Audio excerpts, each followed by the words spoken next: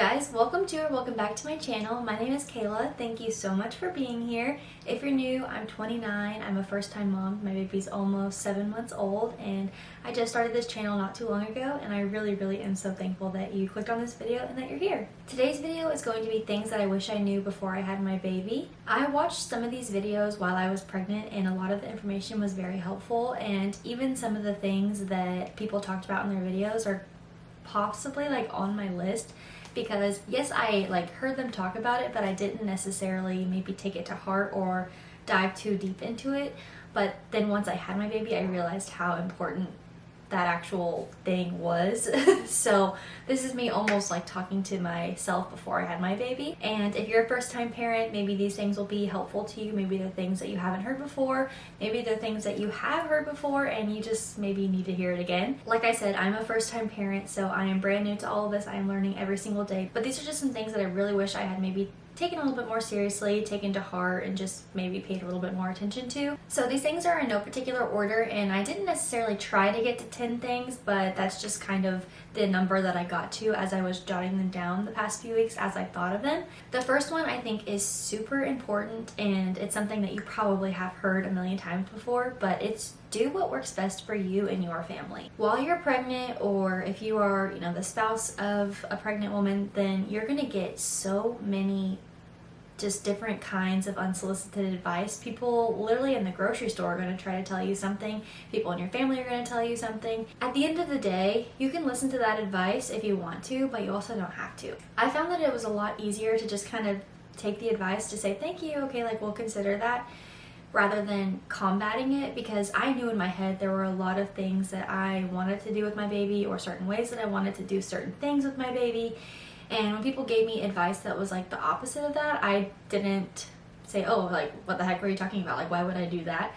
I just kind of let it go in one ear and out the other, because at the end of the day, the people that are giving you advice, most of the time, they do mean well, especially if it's people in your family, because they're, they care about you and your baby, hopefully. It might have been things that they did with you when you were younger, or, people in your family when they were younger. So I didn't really feel like it was super kind or necessary to dog on their ideas or their advice that they were giving me, even if I did disagree with it, because number one, I feel like it's also important to just be flexible, because your mind can always change. You might have a certain way that you think you're going to do something with your baby, and it could be completely different once the baby's actually here. Yeah, I didn't really want to burn any bridges when people were giving me advice, even though sometimes it did get really annoying, because you would hear the same thing over and over again. Oh, sleep when the baby sleeps. But yeah, you're going to get all different kinds of advice, and some might be good, some might be bad. Take it or leave it, but really just do what's best for you and your baby.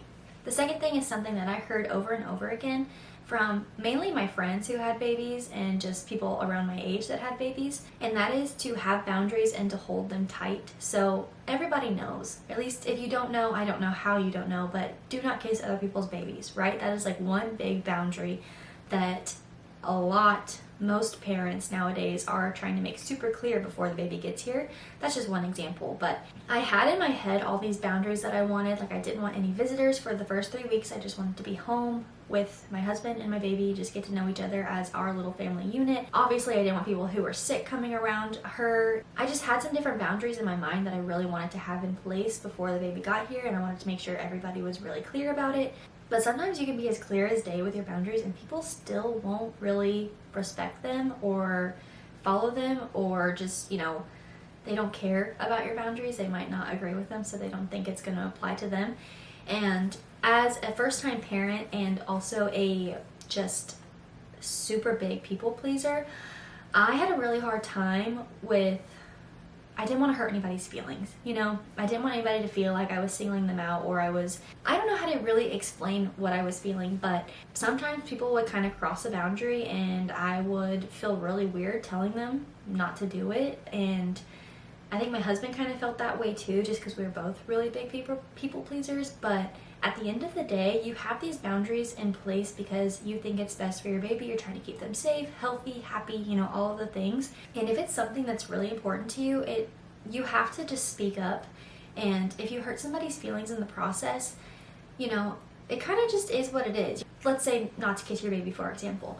You're not telling people to not kiss your baby because you hate them, right? You're telling them not to kiss your baby because you don't want your baby to get sick, And it's also just kind of weird to kiss other people's babies, in my opinion. But it's not like you're singling someone out. You have that boundary for everybody. So you just have to be comfortable and telling people like, hey, we don't want people to do that. Please don't do that. And if they have an issue with it, with a boundary that you've set, then that's kind of their problem. Because if they really loved you and your baby and your family, they would respect it and do whatever they needed to do to be able to be around you and the baby. So if they're, crossing those lines, then that might be a sign that maybe they don't need to be around you and your baby right now until they're able to respect your boundaries. Third, oh my goodness. So I had it in my head. It was something that was so important to me.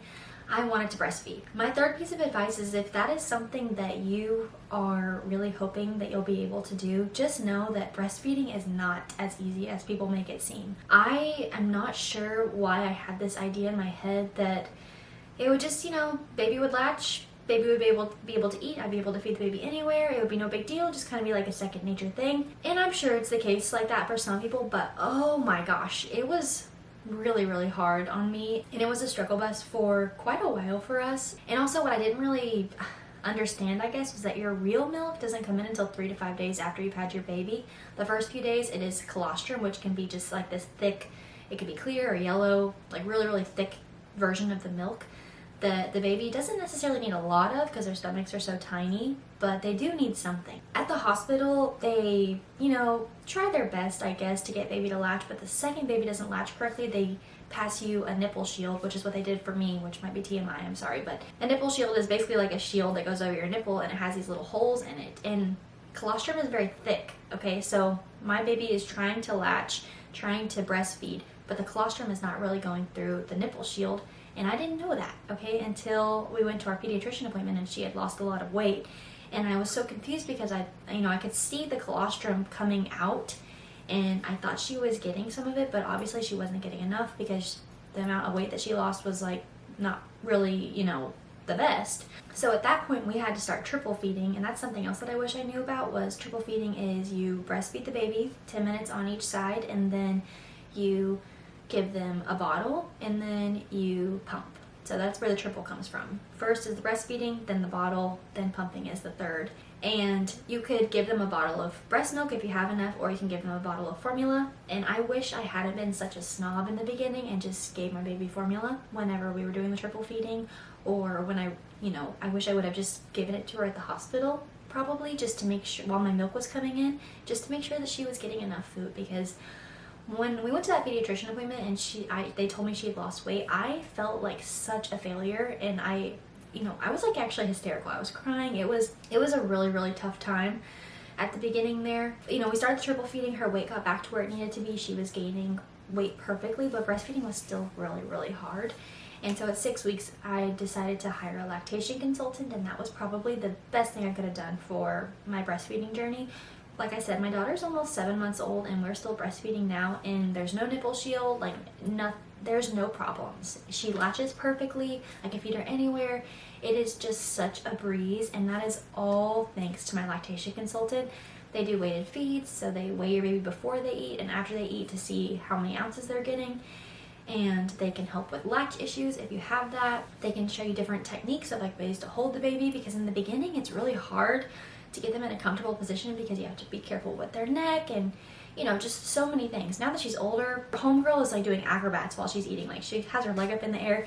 It's not an issue at all. I feel like I spend a lot of time on this topic, but I could talk so much more about it. It really isn't as easy as everybody makes it seem. So if breastfeeding is really important to you and it's not going super well in the very beginning, try your best not to give up. But also, if it's something that's taking a big toll on your mental health, give the baby formula, okay? I'm a big proponent of fed is best. Do what is best for you, because you are super important. If you're not in a good headspace, if you're not well taken care of, then you're not going to be able to take care of your baby. And that's it. I'll get off my soapbox now. Fourth thing that I wish I knew was the sundown scaries. Okay, I was a teacher before I decided to stay home with my baby, and I know what the Sunday scaries were, okay? Because I would be so anxious to go to work on Monday. But the sundown scaries is basically exactly what it sounds like. When the sun starts setting, it starts getting dark.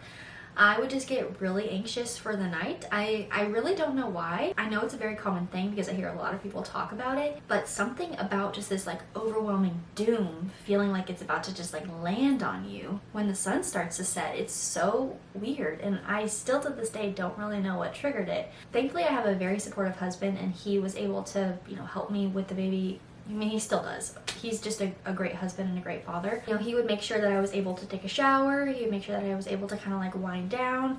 And something else that really helped me with the sundown scaries was getting outside during the day before the sunset, just so I had some vitamin D and some fresh air. And I don't know, I was able to kind of take a breath. But yeah, the sundown scaries are a very real thing. And if I have any advice, it would be to always make sure that you wash the day off at the end of the day. Take a shower at night before you go to bed, because that just made me feel so refreshed and just so much better. Have yourself like a little routine if you can that makes you feel somewhat normal. Like if you can read a little bit of your book or you can watch your favorite show after you take your shower, like make sure you have some time built in if you can to do that. And also a big thing is to make sure that you have your area that you have the baby at night. So whether they're in a bassinet in your bed or if they're already in their own room, make sure you have everything you need already set up. So if you're feeding them bottles, have the nighttime bottles ready to go in the fridge. If you're breastfeeding them, make sure you have like a snack and water and whatever you need to breastfeed them. Like stock your diapers, just make sure everything is ready so you have nothing to do in the middle of the night except for feed, change your baby, go back to sleep.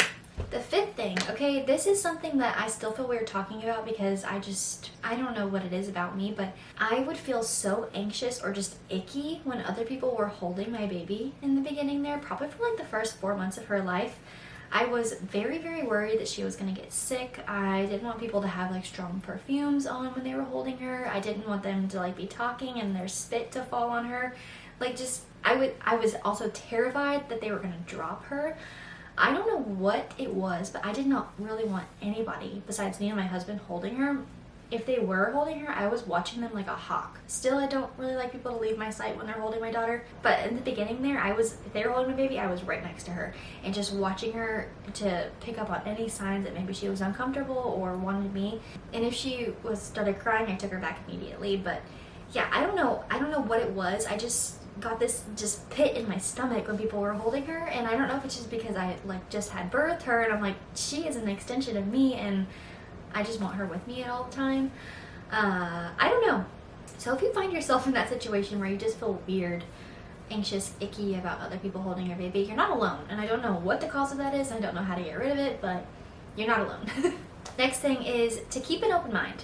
That's just very vague, very important. Like I kind of touched on before, there were a lot of ideas and a lot of things that I had in my brain that I wanted to do with my baby when she was born, and the reality is things never go the way that you plan for them to go 100% of the time. So like I said, I had it in my brain. I don't know why. I was such a snob, but I didn't want my baby to have formula, but she ended up needing to have formula during the triple feeds, and I'm so thankful that we had the formula to give her so that she could properly gain the weight and thrive until we were able to really figure out breastfeeding. But I had to keep an open mind because that was really the only option. You'll have all these ideas of things that you want to do with your baby before they're born, but then once they're actually here, some things might not go the way that you plan and you're gonna have to shift, and it just makes it a whole lot easier if you just kind of go with that shift versus being really opposing to it and kind of holding super duper firm on an idea that maybe isn't quite working for you and your family. Another example was that I wanted to be that mom that had the baby that would just sleep anywhere, where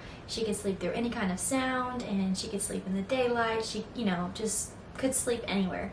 And while she is a pretty good sleeper out in public, like she'll fall asleep in her stroller or she'll fall asleep in the car, my girl likes to be home in her crib, in her room where it's cold and dark with her blackout curtains, and I can't blame her. I like to sleep the exact same way. And that's just what she's most comfortable, and that's when she gets the best rest, is when she is at home in her crib. I kind of wanted to be that mom that would just be like, oh yeah, I can go to that. My baby can nap while we're there. Like, it's no big deal. But the reality was that what works best for my baby is her being home, and I just had to be okay with that. I could go out with her other times when she doesn't necessarily need to nap, but our days are so much better when she is home for her nap time. Our nights are so much better because she's not overtired and she's well rested, so she's easier to get down at night. But yeah, I had to keep an open mind, and I really don't mind coming back home for her naps because I get to, film this video right now.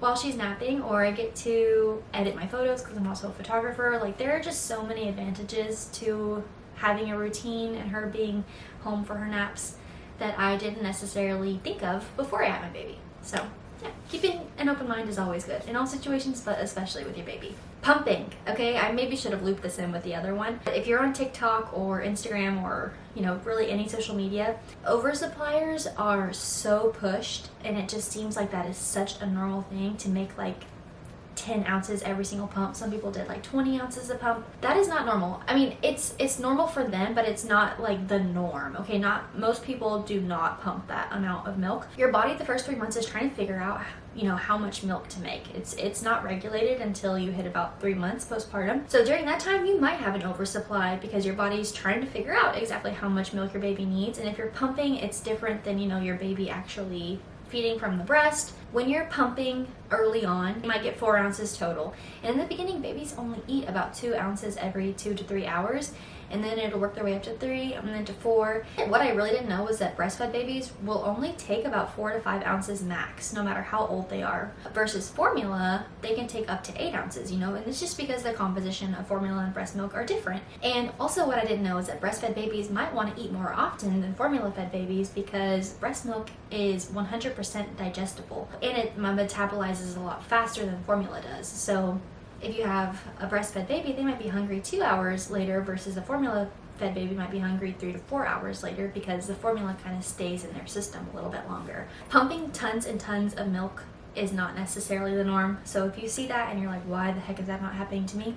Don't freak out. You're probably doing just fine. Ooh, this one's gonna probably be a little bit controversial. I love my dog, okay? Don't get me wrong. She is so sweet, so fun, so playful.